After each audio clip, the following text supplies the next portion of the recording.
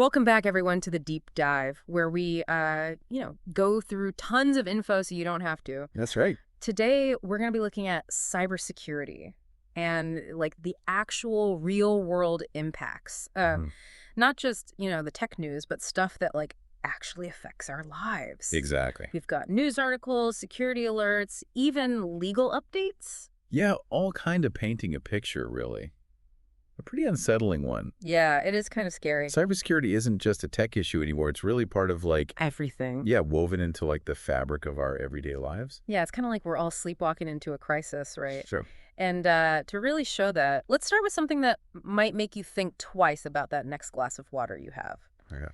The EPA, they found that over 300 drinking water systems have security flaws. Right. And the scary thing is those 300, Yeah. they're just a tiny piece of what's really out there. Yeah. This EPA study, they only looked at 0.7% of all the drinking water systems in the U.S. And those systems, they were serving 193 million people. So that's a lot of people. Yeah, so Oh. think about the other 125 million folks who rely on the smaller water systems. Yeah. Often with fewer resources, They probably don't even know. they're probably not even thinking about this stuff. Right. And it's a big problem. Yeah. And it's not just hypothetical vulnerabilities either. Right. Last month, American Water, they served 14 million people. Wow. Got hit with a cyber attack. Really? And they also provide services to 18 military bases. So this is a big deal. Way beyond just having access to clean water. Yeah. It's a national security thing now. Yeah, exactly. And get this, those EPA tests, they were passive. What does that mean? So they just found the weaknesses. They didn't actually try to exploit them. Oh, okay. So you can imagine, what if someone bad actually did try and mess these systems up? That's terrifying. It could be a disaster. Yeah, that's really scary. Yeah. So what's being done about this? It sounds like the EPA, they've been, trying to strengthen cybersecurity measures, but they're getting pushback, right? Yeah, the argument is that the EPA's focus is supposed to be water quality, Yeah. not cybersecurity. Right. And technically that might be right, Mm-hmm. but it creates this dangerous gap, Yeah, I see what you mean. even if their authority is limited. Ignoring cybersecurity in this kind of critical stuff Mm-hmm. leaves so many people open to attack. So millions of people vulnerable. Exactly. So the next administration has a big decision to make. They do. Will they prioritize this, or will it get lost in, all the other stuff they have to deal with? I mean, if they don't, it seems like hackers are going to have a field day. Oh, yeah. I mean, it's tough to say for sure what their plan will be. Right. Cybersecurity is complicated, right? Yeah. And a lot of people just don't get it. Yeah, it's true. It's not always a big headline grabber like other issues, but But it should be. it should be. The consequences could be huge. Yeah. Okay, speaking of consequences, Okay. let's talk about another area where cybersecurity is really affecting us. Mm-hmm.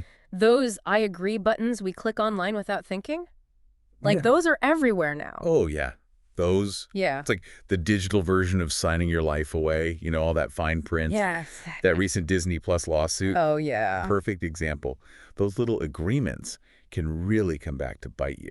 A woman died, really tragic, after an allergic reaction at a Disney restaurant. And then, They're awful. yeah, and her husband tried to sue, but then Disney tried to get it dismissed because, get this, he'd signed up for a Disney Plus trial Oh, wow. years earlier. Wow. So their argument is basically Disney is Disney. Yeah, agreeing to the terms for one thing covers everything they do. Even years later at a theme park. Yeah, it's crazy. It is. And this isn't just Disney either. There's a case with Uber where an appeals court upheld an arbitration clause because, get this, the daughter ordered food through Uber Eats. So let me get this straight. Yeah. Your kid ordering a pizza could affect your ability to sue Uber. Yeah, if something happened during a ride. That seems wild. It's a crazy. Yeah, the Uber case is a little weird in the details, but it shows a trend. Companies are using these broad terms of service to protect themselves. It's scary. So do you actually know what you're agreeing to online? I'll be honest, I rarely read the whole terms and conditions. Yeah. It's so tempting to just click agree, move on.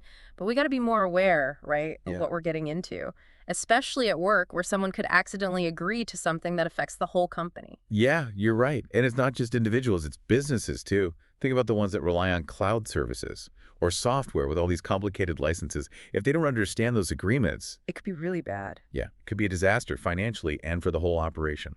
This brings up a good point. We're all online now. We're connected in ways we don't even realize.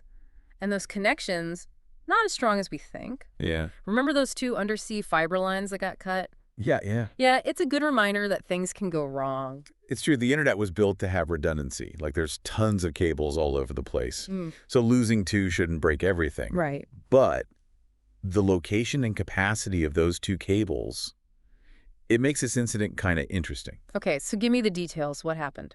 So one cable, it's called Sea Line 1. It goes between Finland and Germany, huge capacity. Okay. And the other one's older, called the BCS East-West Interlink. It connects Lithuania and Sweden. What's strange is that they both cross under the Baltic Sea. Interesting. And get this, a Chinese ship, probably with a Russian crew, was seen near there around the same time the cables got cut. What? And it gets even weirder. 5 Danish Navy ships were following that ship. Really? Yeah. This sounds less like an internet outage and more like a spy movie. It does, doesn't it? Yeah. It's really unlikely that those cables were cut by accident. Right. I mean, look at the current geopolitical situation, how important those cables are. A lot of experts think this was intentional. A test, then? Like a test of what? Could be a test of their emergency response or even just a message, showing they can disrupt things. That's scary. Yeah. How long does it even take to fix those things? I bet it's not quick. It's complicated. They need special ships, robots, the whole thing. Wow. It could take weeks or months. Really? Yeah. This brings up a big question for anyone who relies on the internet. Yeah. What's your backup plan? That's a good question. What happens to your business if you lose connection? Exactly. It's easy to take the internet for granted, but as this shows, it's not invincible. We got to be ready for anything. Yeah. Speaking of unexpected stuff, let's move on to some other news in cybersecurity. We got legal battles, some bug discoveries. It's a mixed bag. Okay, sounds interesting. Yeah. First up, the Texas Attorney General is going after TikTok under the SCOPE Act. Right. SCOPE, the Securing Children Online Through Parental Empowerment Act. That's the one. I read about that. The Texas AG is saying TikTok hasn't done enough to verify parental consent and protect minors' data and all that, and they don't have enough parental controls. Yeah, and this all comes at a time when TikTok is facing that potential federal ban. Oh, right. That's right. The deadline for them to sell their U.S. operations is coming up fast.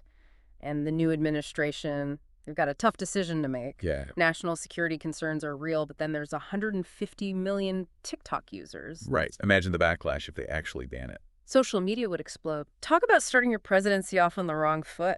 Yeah. Is there any chance the new president will try and reverse that ban, even though he said what he did during the campaign? It's possible, I guess. He could pressure the Justice Department to not enforce it, or try to work with Congress to change the law. But wouldn't that look bad? It's a tough spot. Politically alienating many users might not be the best move. But then there's the whole looking weak on national security thing if he backs down. Yeah, it's a mess. It just shows how complicated this all is. You've got technology, politics, public opinion, all mixed up together. It really is a mess. It'll be interesting to see what happens, but while we're waiting to see what happens with TikTok, let's not forget that no software is perfect. Right. Like that bug they found in Ubuntu server. Yeah. This one affects the Need Start package, which has been on Ubuntu server by default since version 21.04. And what does it do? Well, what's worrying is that it's pretty easy to exploit, and it has a high severity score. Hold on, this bug has been there for like a decade, and they just found it now. Yeah, it happens sometimes. Vulnerabilities can slip through, even with all the testing they do. It's a good reminder that even the software we think is reliable can have these hidden problems. So what can people do? It highlights how important those security updates are. Oh, yeah, the ones we always ignore. Exactly. Those updates often have the fixes for these newly discovered vulnerabilities. So it's really important to install them right away. Okay, good point. Maybe we shouldn't ignore those notifications. Probably not. Speaking of potential consequences, there are a bunch of families in France that are suing TikTok. Oh yeah, I heard about this. They're concerned about the effect it's having on kids' mental health. They say TikTok promotes content that encourages self-harm and all that. It's pretty serious. It is. This lawsuit raises some big questions about how responsible social media companies are for protecting their users, especially the younger ones who are more vulnerable. It makes you think about how different TikTok is in China, right? Yeah, over there it's all about education and limited screen time. It's so different. It makes you wonder about ByteDance's priorities. Why not offer that same protection to everyone? Yeah, it's a good question. It shows this growing worry about how harmful social media can be, Mm. especially for young people. Yeah, it's not an easy problem to solve. There's freedom of expression, individual responsibility, and what the platforms themselves are accountable for. It's tough. You got to find the right balance. Definitely. And speaking of accountability, Meta's been in the news lately for trying to fight those pig butchering scams. Right. Can you explain what that even is? I've never heard of that term before. Pig butchering. It's a nasty scam. The attackers, they spend weeks, sometimes months, building trust with the victim. Really? Yeah, they pretend to be romantic interests or successful investors or something. Once they've got the victim's trust, they trick them into investing in these fake schemes. So they're basically setting them up for a big fall. Exactly. They slaughter them financially. It's brutal. That's horrible. Yeah. So is Meta doing anything about it? They say they've deleted over 2 million accounts connected to these scams, and they're trying to develop better ways to find and stop them. But is it working? It's an uphill battle. As Yeah. soon as they shut down some accounts, new ones pop up. Like a game of whack-a-mole. Exactly. Yeah. It's good that Meta's doing something, Yeah. but it shows how huge this problem really is. Social media has become a breeding ground for all kinds of scams and shady stuff. So what can we do? It's a constant arms race. Technology is always changing, and so are the scammers. You have to stay vigilant and update your defenses. So basically don't let your guard down. Yeah, that's a good way to put it. Keeping your systems safe is super important as businesses rely more and more on digital systems, and that's where turnkey cybersecurity can really help. Yeah, we're here to help small businesses just like yours make sure they're safe and sound in this crazy world of cybersecurity. And we offer a whole suite of services specifically tailored for you. So that's ensuring CMMC compliance and doing penetration testing. We also run vulnerability scans, and we can help you develop a comprehensive risk assessment. And it doesn't stop there, right? No, it doesn't. We handle incident response, should the unfortunate happen, and we guide you through migrations like GCC.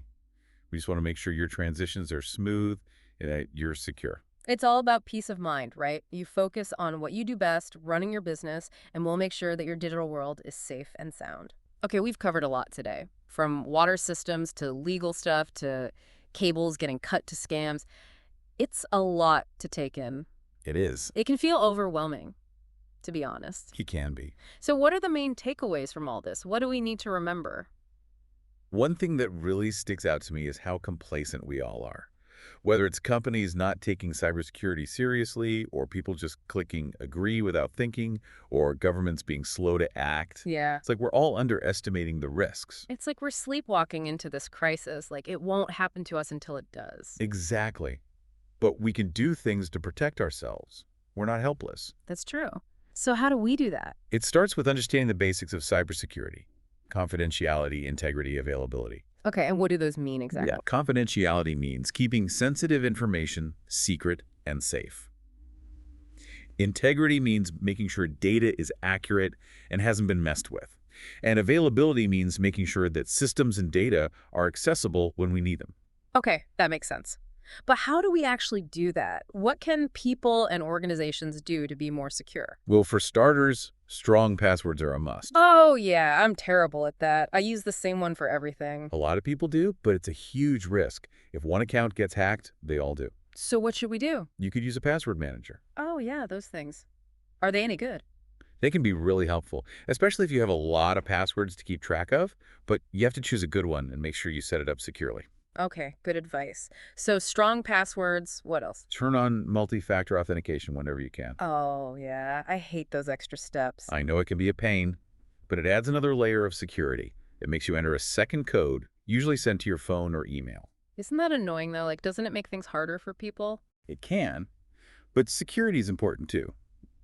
The trick is to do it in a way that's secure and easy to use, like using your fingerprint or face recognition. Yeah, that's not too bad. Exactly. Okay, another thing, watch out for phishing attacks. Oh, those are the worst. Yeah, and they're getting really clever. Don't assume an email is real just because it looks official. Check the links before you click on them. And be careful about opening attachments you weren't expecting. It's like my grandma always says, if it sounds too good to be true, it probably is. Exactly. Don't fall for those get-rich-quick schemes or promises of free stuff. Good advice. And what about software updates? Keep them up to date. Software updates usually include security patches that fix vulnerabilities. Delaying them is like leaving your front door unlocked. Okay, so strong passwords, multi-factor authentication, watch out for phishing, and keep your software updated. That's good advice for individuals. But for businesses, especially ones without dedicated IT security people, it can be a lot. Where should they start? Cybersecurity frameworks can be a big help, Oh, yeah, I've heard of those. like NIST Cybersecurity Framework and ISO 27001.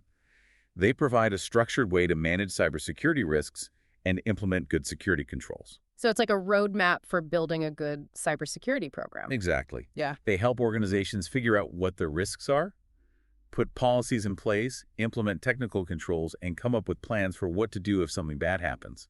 They offer a standardized approach that can be tailored to a company's specific needs and what their industry requires. That makes sense. But even with those frameworks, cybersecurity isn't a one-time thing, right? It's an ongoing process. Definitely. Cybersecurity is a journey, not a destination. The threats are always changing, so you have to stay informed and adapt your defenses and stay alert. It's like staying healthy. You can't just eat a salad once a year and expect to be in great shape. That's a great analogy. Cybersecurity requires the same commitment and effort. It's about building a culture of security within your organization where everyone understands how to protect sensitive information and systems. Okay, so how do we create that culture? What can organizations do to get everyone on board? Well, it starts with education, making people aware. Mm-hmm. Having regular training sessions can really help employees understand the threats out there. Yeah. Recognize those phishing emails Yeah. and follow the best practices for passwords and data and all that. Right, because it doesn't matter how good your security systems are if people are clicking on bad links or sharing their passwords. Exactly. It's all for nothing. Yeah. It's also important to make sure employees feel comfortable reporting anything suspicious. Yeah. Like if they get a weird email or notice something strange on the network, they should be able to flag it to IT without worrying about getting in trouble. Yeah, you need that open communication. Yeah. Nobody should be afraid to speak up. Right.